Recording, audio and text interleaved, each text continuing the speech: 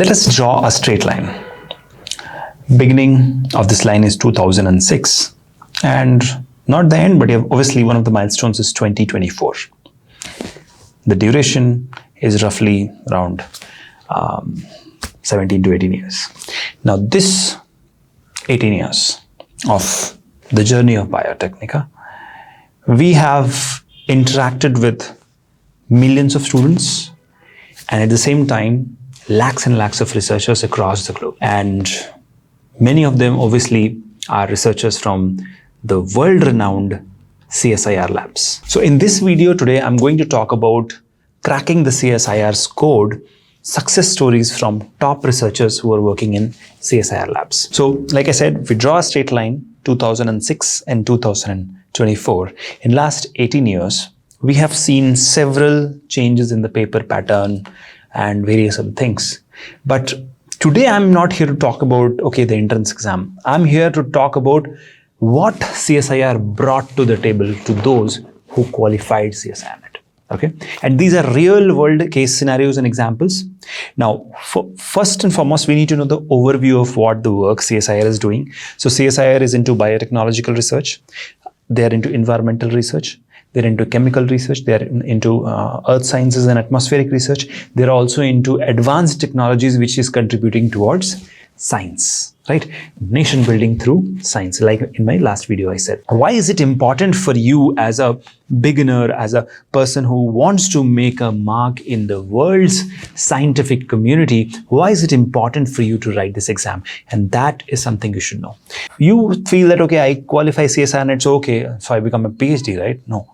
Once you have started working in a CSIR lab, you will get a chance to work on cutting edge innovations. That's the first point. When you work on cutting edge innovations, you don't worry about funding. Instead, you just focus on your work. Science grows, right? The second thing obviously is global recognition. So let me tell you a story. So there was a girl who was a student of Biotecnika. Then she qualified CSIR NET and became a teacher in Biotecnika. Then she got a PhD call and in IIC Bangalore, but she wanted to go abroad and do her PhD. So she asked me, can you write my SOP, statement of purpose? I said, okay, let me do that. So I specifically mentioned that she's a CSIR NET qualified candidate. And when she applied, to her surprise, on the other side, which was US, she got somebody who already knew what is a CSIR NET. What exactly is the importance? And they immediately called her for interview, and then she got placed as a PhD. And then of course, today she's a postdoc scientist in US. So global recognition. You as a researcher will be able to unlock global recognition when you qualify CSIR NET. Right. The third and most important thing is economic impact. You see, as soon as you get started with your career, the starting salary as a MSc postgraduate will be 25,000 to 30,000. It can go up to 50,000 also. Of course, I have seen cases of 1 lakh rupee salary also per month, right? But those are rare. So the median range will be 25 to 40,000. That's what it is. But when you qualify CSIR NET, the starting salary is 40. That is the fellowship. And it goes on for the next 5 years. And after 5 years, once you are a PhD, obviously your starting salary will be somewhere around 80,000 rupees per month. So that's where the economic impact will be there after you pursue your PhD and during your tenure as a PhD student also. And what I feel is the best thing is you have to just pursue your passion in science, and rest all is being taken care of by the government's fellowship. So this is a great opportunity for you as a young researcher to make a mark in the scientific community, work on cutting edge innovations, and of course get global recognition. So if you want to go for a broad PhD also, still you should write CSIR NET and qualify, because when you write this in your SOP, your chances of getting noticed is higher than others, right? Let's dive into some of the success stories from top researchers. So last month I was interviewing a Merck research scientist. Merck Young Innovators Award he won, and he's a scientist in IGIB working on top-notch CRISPR gene editing experiments. So I was talking to him, and he told me that he got a chance to go and talk to Jennifer Doudna, right? He got a chance to do scientific collaborations with German and Italian and European other countries' scientists. He told me that today using CRISPR, he's doing game-changing things in his lab. And I was like, is the government allowing that? He said, you will be amazed to know that the government is supporting these gene editing experiments, right? In wheat, in rice, in barley, and various other crops, right? So these researchers, like I said about the Merck Research Young Innovators Awardee recipient, so he's working on innovative breakthroughs. So he did his CSIR NET, then he went on and did his PhD, postdoc, and today he's working on all of that.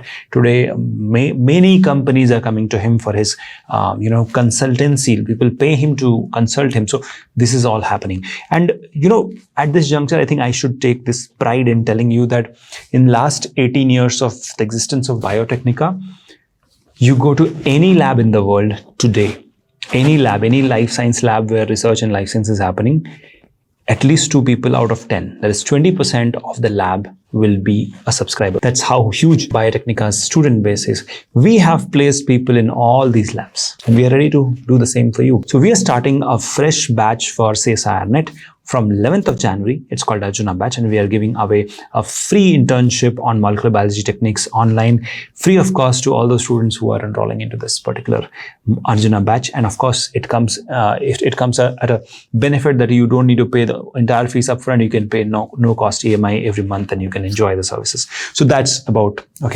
Arjuna batch. Let's come back to the video. So what should be the strategy which you have to qualify the CSIR NET? So first things first, we are coming up with a Kickstarter webinar, which will guide you throughout the 6 months of preparation process. That's the first.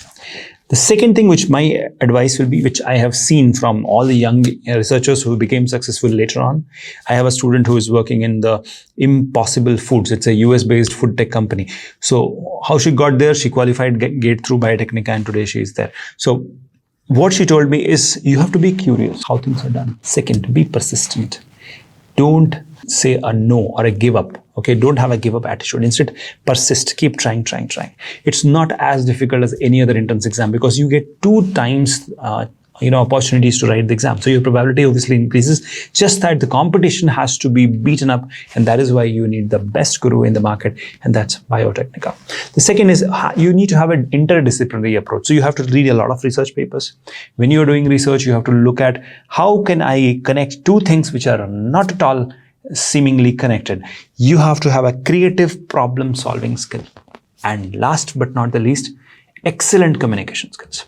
You know how computers, you give a bad command, you get a bad program, right? The same way humans work. If you are using the right words, the whole world will come and bow down to you, right? So that is very, very important. You have to be curious, you have to be persistent, you have to be ready for the change, you have to have a great communication skill, you have to incorporate collaboration skills, interdisciplinary skills. And next thing which I have seen, which many students lack, is they feel that, I can do it on my own, or I'll just go on YouTube and learn. The biggest mistake we do is we do not consider time. Time is the currency. Once your age limit is crossed, how much ever you try, you cannot get this. So your time is the money. You have to save on time. Get help from experts. Learn from experts at Biotecnika. And have a continuous learning process. Don't just target CSIR NET. Target to become a 360-degree researcher. You are going to make it. And of course, you have to be resilient. You have to be persistent. Now, what will be the future after you have passed out as a PhD? You will be working on cutting-edge technological advancements. You will be doing some innovative collaborations across the globe. You will have a plethora of opportunities from across the globe as well as within India. And based on what topic you choose in your PhD, you will have opportunity to work in various departments of the globe. And that is what excites me, that I believe at this juncture, you are at crossroads of science, whether you want to quit or continue, right? My suggestion is, any day you can quit. But to continue, you'll require a guru, a mentor, a guide, somebody who will show you the path and be there with you throughout. And that's what Biotecnika does. That's what I do. All my students will have my direct WhatsApp number. Any problem, they can directly WhatsApp me and I'll respond. That way, throughout the preparation process, I support them emotionally, mentally, motivationally, and of course, preparation-wise, conceptually. So that's the expertise of Biotecnika. That's what we have been doing for last 18 years. You go and ask any coaching company in the market, ask them how long you have been training or teaching students for CSIR, and they'll say 2 years, 5 years, 7 years, 18 years. 18 years is equivalent to 4 PhD done, 4 times done, right? That's the amount of time our faculties at Biotecnika have spent in training students. And that's how I boast that 20% of every lab in the world, not just India, our students, our subscribers are there, right?